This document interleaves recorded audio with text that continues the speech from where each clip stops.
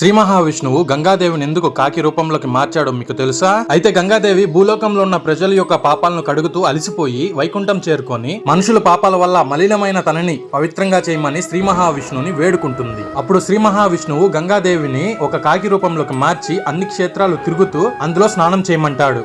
కానీ గంగాదేవి ఏ క్షేత్రంలో అయితే హంసగా మారుతుందో ఆ క్షేత్రమే దివ్య క్షేత్రంగా మారుతుంది. అలాగే ఇంకప్పటి నుండి భూమిపై గంగాదేవి పవిత్రంగా ప్రవహిస్తుందని శ్రీ మహావిష్ణువు గంగాదేవికి చెప్తాడు. అప్పుడు గంగాదేవి మొదటగా కాశీలో అలాగే ప్రయాగర్లో మునుగుతుంది, కానీ ఏ మార్పు ఉండదు. ఇంకా అలానే అన్ని పుణ్యక్షేత్రాల్లో మునుగుతూ తిరుగుతూ అలిసిపోయిన గంగాదేవి ఒక చెట్టుపై కూర్చొని ఉండగా అటుగా వెళ్తున్న నారదుడు కాకి రూపంలో ఉన్న గంగాదేవిని గుర్తించి తన దగ్గరకు వెళ్లి కృష్ణానది సముద్రంలో కలిసే చోటున మునగమంటాడు. ఇంకా ఆ చోటున మునిగిన వెంటనే కాకి రూపంలో ఉన్న గంగాదేవి హంసలా అయితే మారిపోతుంది. ఇంకప్పటి నుండి ఆ ప్రాంతాన్ని హంసల దీవి అని ఇప్పుడు దాకా కూడా పిలుస్తూ ఉన్నారు. మీరు ఒకవేళ ఆ ప్రాంతానికి వెళ్ళుంటే కామెంట్ సెక్షన్ లో మెన్షన్ చేసి ఈ వీడియోకి ఒక్క సబ్స్క్రైబ్ కొట్టుకోండి.